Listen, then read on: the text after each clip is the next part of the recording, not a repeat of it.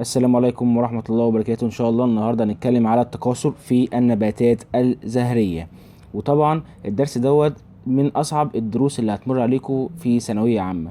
فبإذن الله هنتكلم عن الحاجات المهمة فيه، يعني مش هنذكر الحاجات اللي مش مهمة علشان نركز على النقط المهمة واللي بتيجي موضع امتحان، واقول لكم ديت بتيجي وديت تركز عليها وديت تحفظها. وان شاء الله نختصر الامتحان، نختصر يعني الوقت الدرس النهارده والحصة في وقت قصير علشان ننجز بأمر الله. أول حاجة عايزك تعرفها قبل ما نتكلم عن أي حاجة، مقدمة لا بد منها. ما سألتش نفسك في يوم من الأيام الثمرة اللي أنت بتاكلها ديت، اللي هي التفاحة أو البرتقانة أو الفراولاية أو البلحة أو أي حاجة، أي ثمرة بتاكلها، جت إزاي؟ الفلاح حط بذرة في الأرض، وبعد كده بعد مرور الأسابيع والأيام والشهور طلع الزرع بالطريقة ديت، وكل واحدة طلعت ورقة خضراء ورقة خضراء ورقة خضراء ورقة خضراء. تمام. هو حط مثلا بذرة تفاح او بذرة برتقال، بذرة طماطم، بذرة اي حاجة في الارض، طلعت في الاخر الزرعة خضراء بالمنظر ده، اوراق خضراء. كل ورقة من الورق الاخضر دوت هيتحول الى زهرة. كل ورقة خضراء هتتحول كده، هتتحول وتتغير في الشكل، تتحول الى زهرة. كلكم عارفين الزهرة طبعا. والزهرة برضو مع مرور الوقت هتتحول برضو هي كمان لثمرة، في الاخر تطلع مثلا البرتقانية او التفاحية، او على حسب البذر اللي هو زارعها. يعني كده المراحل كم مرحلة؟ 3 مراحل. الاول بتبقى ورقة خضراء، وبعد كده بتبقى زهرة، وبعد الزهرة بتبقى ثمرة. طيب، بيقول لك هنا بقى في كتاب الامتحان النباتات الزهرية ديت مجموعة من النباتات البذرية. يعني لما يجي لك يقول لك في الأسئلة النباتات الزهرية تساوي كده كده نباتات بذرية. لو قال لك نباتات بذرية اعرف ان هي نباتات زهرية، بيتكلم على النباتات الزهرية، النباتات اللي بتخرج من الزهرة، النباتات اللي بتطلع من الزهرة، هي النباتات البذرية. لان الثمرة طبعا احنا عارفين ان الثمرة بتبقى جواها بذرة، الطماطم جواها بذر، والبرتقال جواه بذر، والتفاح جواه بذر. عشان كده بيسموا النباتات الزهرية ديت هي نباتات بذرية. وبرضو تعرف بمغطاة البذور، لان يبقى كده البذرة كده جوه وحواليها الثمرة. يعني الثمرة اللي بتطلع ديت الثمرة بتعرف بمغطاة البذور. يعني قال لك نباتات زهرية، قال لك نباتات بذرية، قال لك مغطاة البذور، كلهم نفس المعنى. تمام. لأن بذورها تنشأ داخل غلاف ثمري. لازم تعمل كده في الكتاب عندك، اكتب نباتات زهرية تساوي نباتات بذرية تساوي مغطاة البذور. طيب، هنا برضو معلومة ملهاش لازمة، بيقول لك تنتشر في بيئات مختلفة وتتفاوت في الحجم، من أعشاب صغيرة وأشجار ضخمة. يعني مثلا الفلاح ساعات أنواع من الزرع تتطلب لما يحطها في التربة تقعد سنين لحد ما تكون شجرة، وفي الآخر تطلع الثمرة بتاعته. أو مثلا بتبقى الثمرة ديت بتطلع فيه على هيئة عشب، سواء عشب أو سواء شجرة كبيرة، يعني زي مثلا شجرة التفاح. إنما في أعشاب طبعا بتطلع على الأرض زي مثلا البطيخ، بيبقى على الأرض كده مش محتاج شجر. طيب، تتكاثر بواسطة عضو متخصص يسمى الزهرة. ديت معلومة في غاية الأهمية لازم تفهمها. دايما يعني في الإنسان عنده عضو ذكري، والأنثى عندها برضه عضو اللي هو يعني الإنسان بيفرز حيوانات منوية اللي هو الذكر، والأنثى بتفرز بويضات. برضو الزرعة ديت عندها عضو التكاثر بتاعها هو الزهرة، اللي بيفرز البويضات بتاعتها أو الأمشاج بتاعتها أو حبوب اللقاح. الذكر بتاع الزهرة بيفرز حاجة اسمها حبوب لقاح، تمام، دوت مشيج ذكري. والأنثى بتاعت الزهرة بتفرز حاجة اسمها بويضات، زي الأنثى بتاعت الإنسان، زي الأنثى نفس الاسم، بويضات في أي حتة الأنثى بتعمل بويضات. إنما الذكر على حسب الكائن، لو إنسان بيبقى حيوانات منوية، لو مثلا زهرة هتبقى حبوب لقاح، وهكذا. والكلام دوت لسه هيجي، كل دوت مقدمة يا جماعة، مقدمة يعني تهمك قوي. أول نقطة ديت مهمة، وتالت نقطة دول مهم، ديت امسحها دي ملهاش أي لازمة. بس برضو خدها بعين الاعتبار زي ما انا شرحتها لك. ادي الزهره اهيت اللي احنا عارفينها، وادي ده برعم بيطلع كده اللي احنا خدناه في الفصل الثاني، وديت ورقه طبعا الخضراء، ودوت الجذع وده الساق، يعني كلام جميل.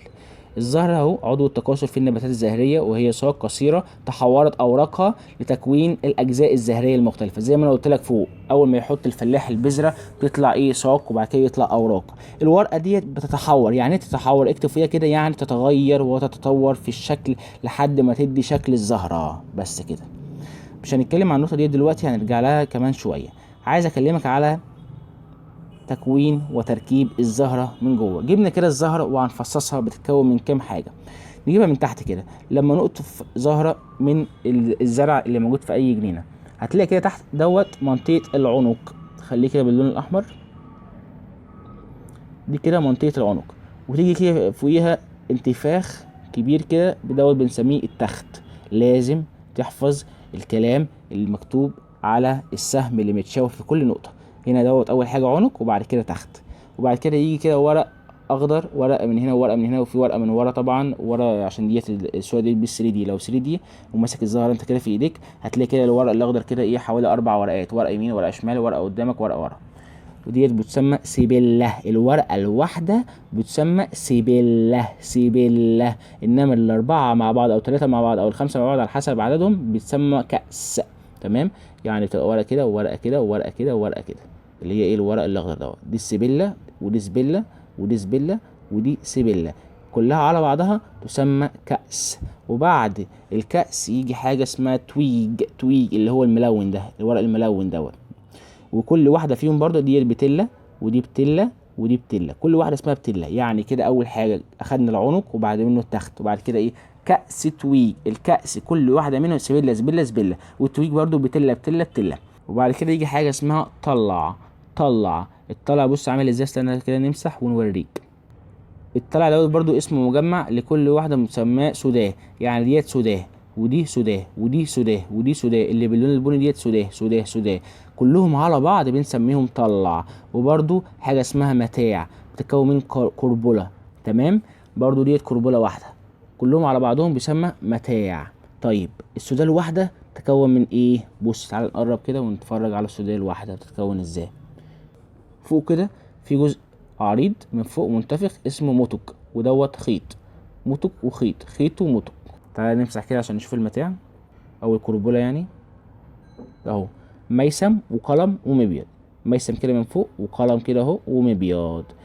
الطلع دوت هو اللي بيفرز حبوب اللقاح. المتاع دوت هو اللي بيفرز البويضات، هي اللي بتطلع البويضات. تمام؟ وبعد كده يحصل ايه تكاثر، يعني دوت عضو التكاثر. معلومة في غاية الأهمية، في بعض الأزهار يوجد فيها طلع فقط، ودوت هنسميها أزهار مذكرة، وفي بعض الأزهار فيها متاع فقط، ودي هنسميها أزهار مؤنثة. إنما الزهرة اللي بتبقى فيها الطلع والمتاع دي بتبقى الزهرة النموذجية الخنثى. دي الزهرة النموذجية. النموذجية دي لأنها فيها كل الأعضاء وكل الحاجات جواها. خنثى ليه؟ علشان فيها ذكر وأنثى. امثله، اي مثال هيتقال في درس النهارده لازم حفظ صم صم صم، لانه هيجي في الامتحان. فول، تفاح، بصل، بيتونيا.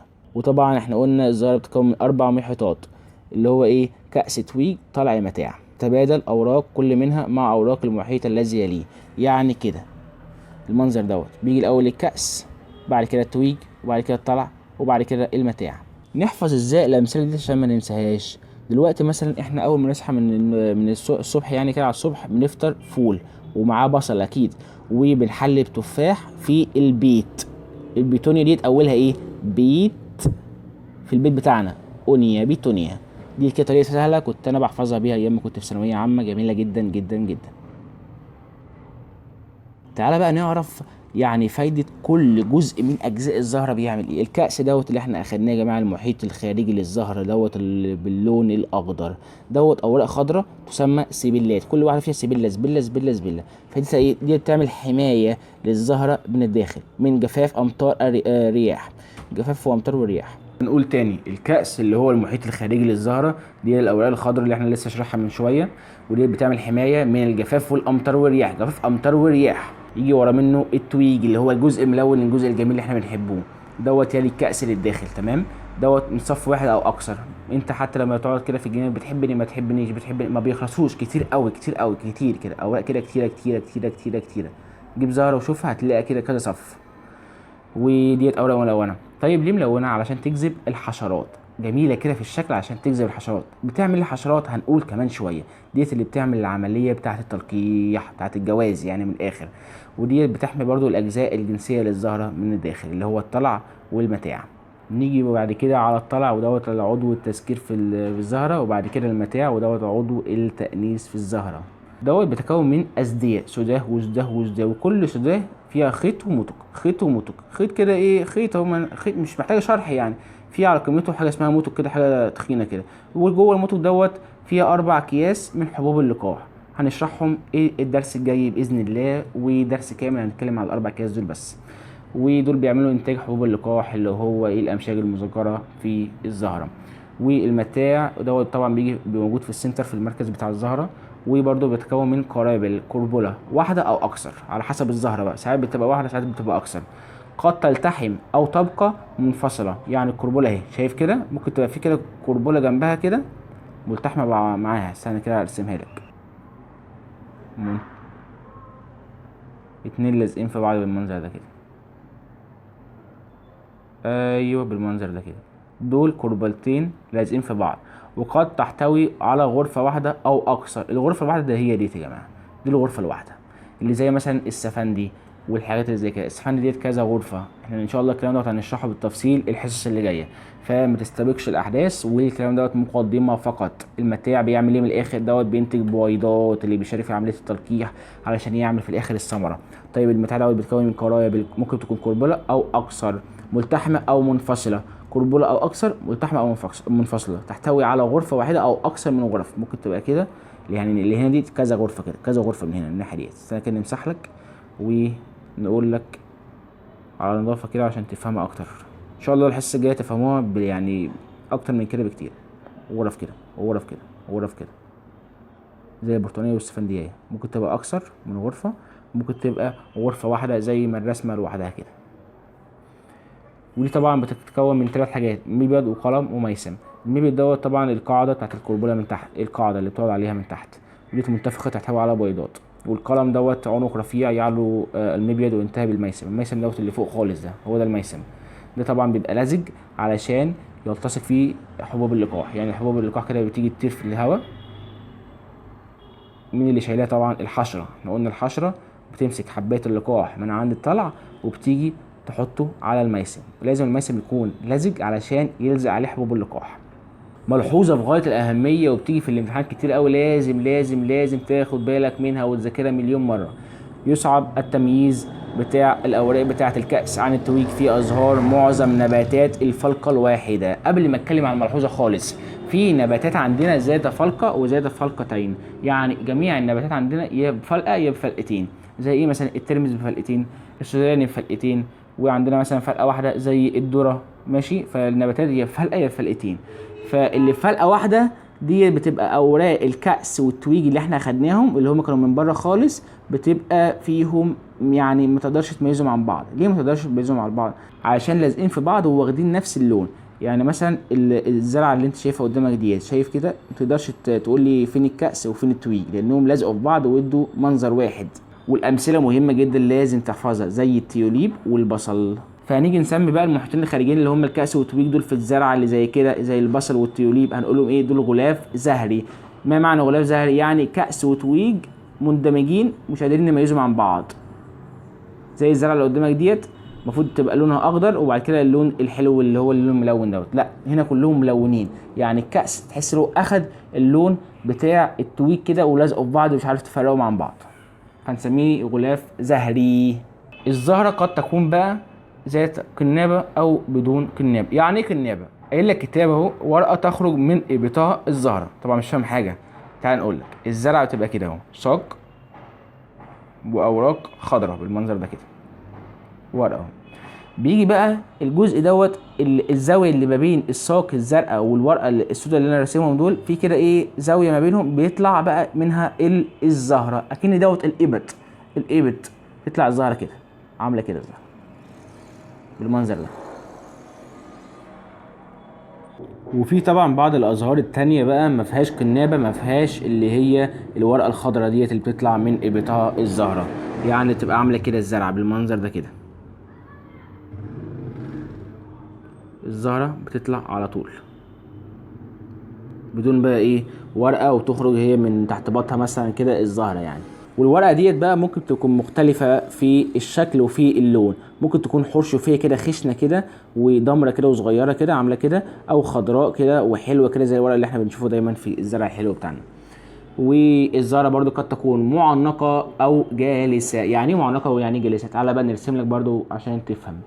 الزهره بتبقى عامله كده برضو، يا اما طالعه كده على طول بعنق زي العنق دوت، يا اما جالسه ازاي؟ جالسه بالمنظر ده. اهو الزهرة قاعدة كده، قاعدة على الساق على طول بدون العنق الطويل دوت. تمام كده. نمسح بقى عشان نكمل برضو حاجات مهمة جدا. وفي برضو منشأ الازهار، ممكن الازهار تبقى وحيدة وممكن تكون متجمعة. ايه ده؟ وفي ازهار وحيدة وفي متجمعة؟ وحيدة يعني ايه؟ يعني الزهرة ممكن تبقى طرفية او ابيطية. يعني ايه طرفية يعني ايه ابيطية؟ انت هتلخفني ليه بقى كل شوية؟ معلش خليك ماشي معايا وفي الاخر هنيجي نجمع كله تاني. طرفية يعني الزهرة عاملة كده، الزرعة عاملة كده، وفي الآخر كل طبعا منها طلع سيقان كده، سيقان سيقان سيقان سيقان، كل ساق آخرها زهرة بالمنظر ده كده، بتحد من نمو الساق بقى كده. كده وقفت نمو الساق، أول ما يجي في آخرها زهرة فهنسميها زهرة طرفية. برضو مش فاهم؟ هتفهم بقى لما أنا أشرح لك الإبتية دلوقتي. الزهرة برضو بتبقى عاملة كده، الزرعة بتبقى عاملة كده بالمنظر ده كده، نفس المنظر، بس ولكن الزهرة مش بتطلع كده في اخر الساق بالمنظر ده، لا الزهرة بتعمل كده يا باشا، بتطلع من جانب الساق. فلما تطلع من جانب الساق فبرضو ما يزال الساق ينمو ينمو ينمو مع مرور العمر، ويطلع برضو ازهار من الجانب كده بالمنظر دوت. فبالتالي لو حصل والزهرة جت في الاخر كده كده هتوقف نمو الساق، وديت هنسميها في الحالة ديت طرفية زي الرسمة ديت بالظبط. طرفية تحد من نمو الساق، وإبتية لا تحد من نمو الساق، بتطلع من الباط كده بتاع الساق ذات نفسها، مش بتطلع في آخرها. والأمثلة على الطرفية تيوليب، طرفية تيوليب، والإبتية بيتونيا. طب تحفظهم ازاي؟ طرفية أولها ط وتيوليب أولها ت، الط بالت، طرفية تيوليب. إبتية يبقى أكيد بيتونيا، عشان دايما بتلخفي ما بين التيوليب وما بين البيتونيا. افتكر الكلام دوت في المذاكره هيسهل عليك جامد جدا. الازهار المتجمعه بقى دي بتبقى على محور كده زهري عامل كده بالمنظر ده كده، وانا هوريك صوره برضو.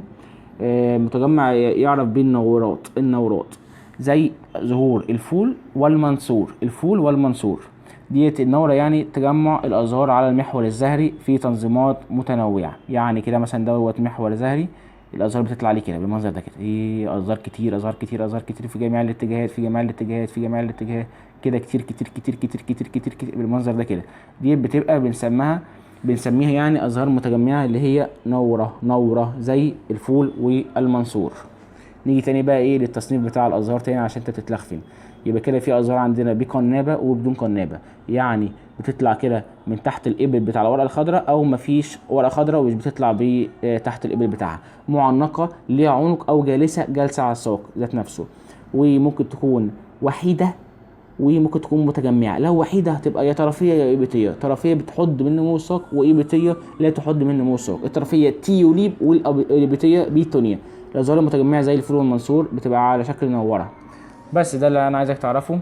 وده شكل نبات او ظهور المنصور اللي هي متجمعه على شكل نوره. بص الشكل، حبيت اوريهولك علشان تحفظه وما يتنسيش من بالك، شكل جميل جدا.